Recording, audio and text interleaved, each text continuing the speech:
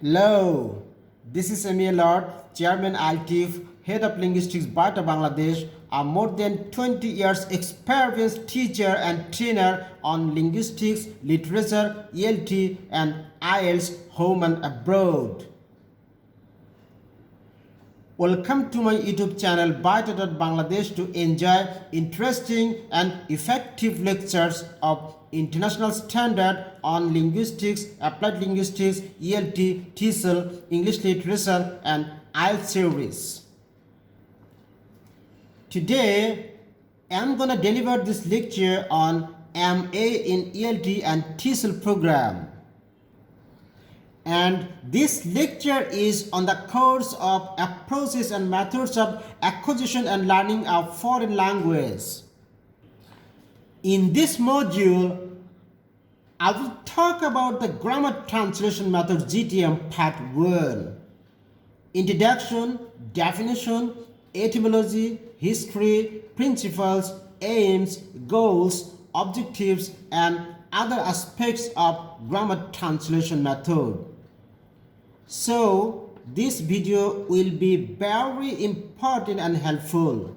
Let's get started. Introduction. The grammar translation method is a method of teaching foreign language derived from the classical method of teaching Greek and Latin.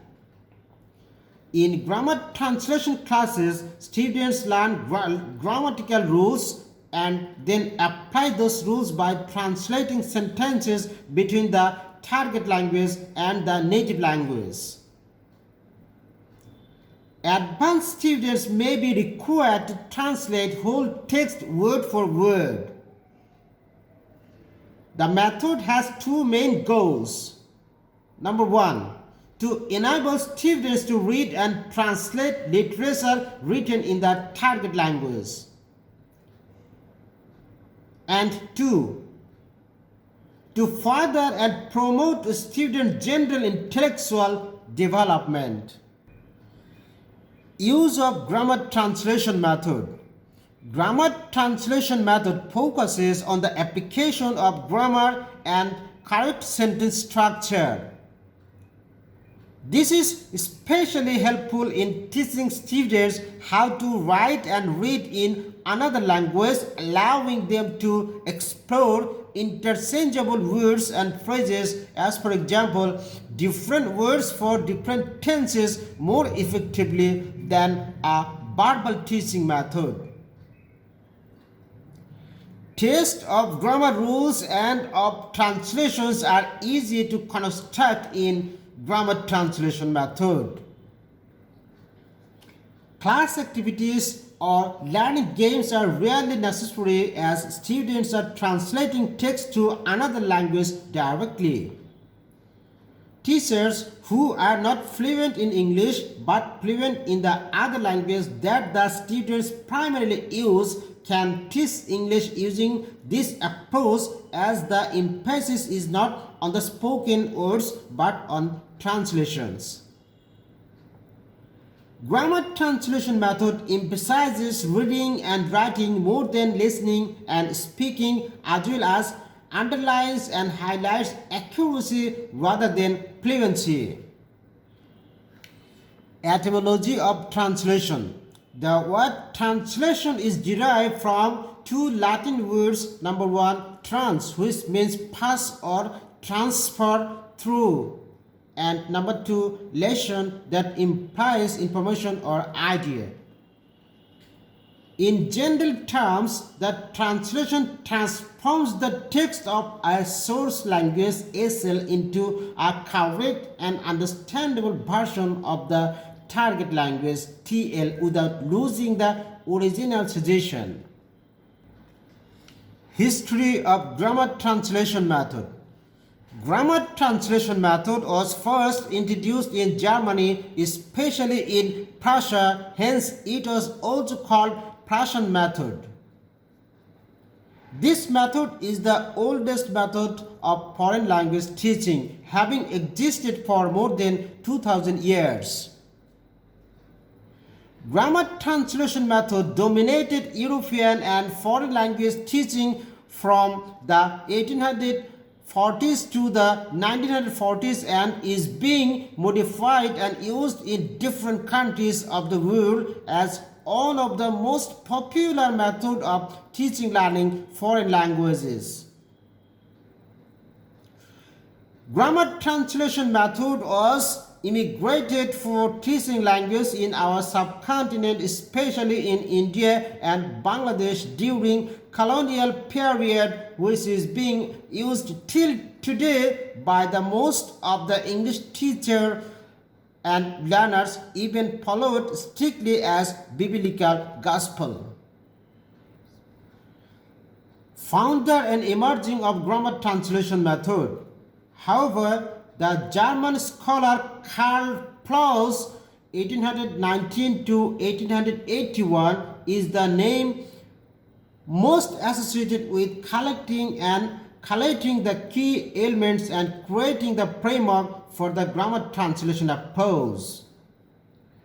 By the early 20th century, the grammar translation method had become the primary method of foreign language teaching in classrooms across Europe and the United States. Aims and goals of GTM. Grammar translation method was called the classical method since it was first used in the teaching of the classical language Latin and Greek.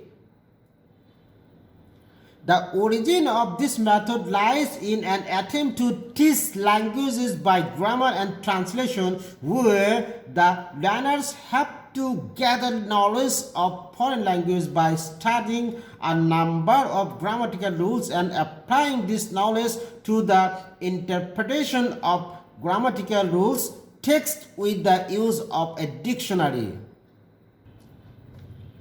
Through the study of the grammar of target language, students become more familiar with the grammar using their native language, and that familiarity helps them speak and write their native language better. The principal aim of the grammar translation method was to make language learning easier, and the central feature was the replacement of traditional text by exemplary and commendable sentences. Principles of GTM. In grammar translation method, generally teachers start teaching a foreign language to their students by introducing part of speech and sentences, usually with subject-verb agreement. Then they teach them where to put auxiliary verbs like am, is, are, was, were, do, did, does, have, has, can, could, would, may, might, etc. in other exercises and drills. Most of the time, they use inductive process of grammar and sometimes deductive use of grammar for better understanding of their students. As for example, during inductive use of grammar, teacher teaches direct rules of sentences, structure, and any other grammatical items. On the other hand, while deductive use of grammar, teachers give their students one sentence like I read books regularly and ask them to identify the sentence structure and organic parts of the sentence, as for example subject, verb, object, complement, and adjunct. Other grammar items are used here to make sentences through which the students can improve this sentence structure. In these types of exercise, teachers prepare good work because in this way the students and their fellow classmates would be able to know their mistakes and get out of it. Some common examples of teaching language in grammar translation method. In GTM method, teachers first teach structures of sentences. Then they help students make unlimited sentences using limited grammatical rules and structure. They practice many drills and make various sentences replacing words in a single structure. As for example, by using a simple structure subject plus verb plus object, they can make unlimited sentences like I eat rice, we eat rice, you eat rice, they eat rice, he eats rice, she eats rice, Tom eats rice, Tariq and Kamal eat rice, and so on. Here, they replace a single word, noun or pronoun in subject and make hundreds of new sentences like that. Similarly, they replace another word in subject like I eat rice, I eat banana, I eat egg, I eat fish, I eat meat, I eat mango, and the like.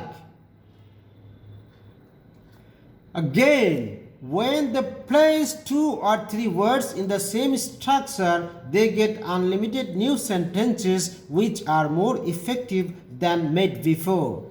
As for example, I eat rice, we play football, they read storybooks, she makes basket, and more like that. All of the newly constructed sentences follow the same structure of subject plus verb plus object. In the same way, students practice generating imperative, assertive, interrogative, optative, and exclamatory sentences from a single structure. As for example, win the game, imperative. We have won the game, assertive. Hurrah, we have won the game, exclamatory. Who have won the game, interrogative. Would that we could win the game, optative, and so on. Reading activities in GTM. In grammar translation method classes, reading is to be considered more important than the other activities for beginner level of students. A good reading is also necessary to do comprehension. In this part, teacher asks each and every student to stand up and read each paragraph of the whole lesson one after another. Then, if they didn't understand any line after going through the text, alternatively teacher explains to them the lines in the target language and even totally in their mother tongue. Not only that, but they also read out the poem in rhythmic tunes, which is a type of reading too. Reading in this manner helps them to understand the lesson. Memorization and writing in GTM. Memorization is a major aspect of grammar translation method.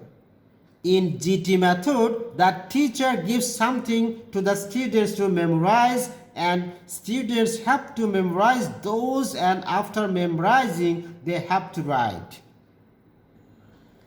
In grammar translation method, there is a link between memorization and writing. Teachers also give their students composition writing. First, students have to write. Then teacher corrects that, and then the students memorize them. For example, many words are given to memorize meaning. Then students are told to produce effective sentences using the word given following learned structures.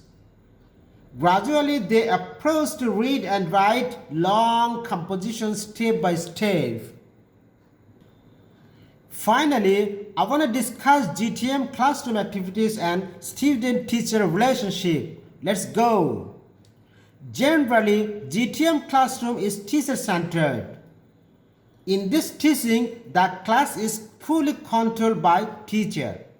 When teacher asks the students questions about the specific lesson randomly and listen to the answer, teacher point out their mistakes and correct them. Then again, in another way, if the answer was incorrect, sometimes teachers select another student to give the correct answer. In GTM, though a class is controlled by the teacher, but it doesn't mean that teacher dominate over the class or became rigid and strict always. Sometimes teacher behaves strictly and other times friendly to motivate their learning ability. The relation between a teacher and a student should always be honest, kind, and respectful. Our teaching should be lenient, compassionate, easygoing, relaxed, and free from anxiety, as well as teachers should be kind and empathetic towards the students. On the other hand, a student should be respectful towards the teachers as well. But this good rapport between teachers and students is frequently and recurrently found absent in GTM classes. Viewers, in my next lecture on Part 2 of GTM, I will speak about features, characteristics, strengths, weaknesses, critics' views, and some more important issues and aspects of grammar translation method. Thank you.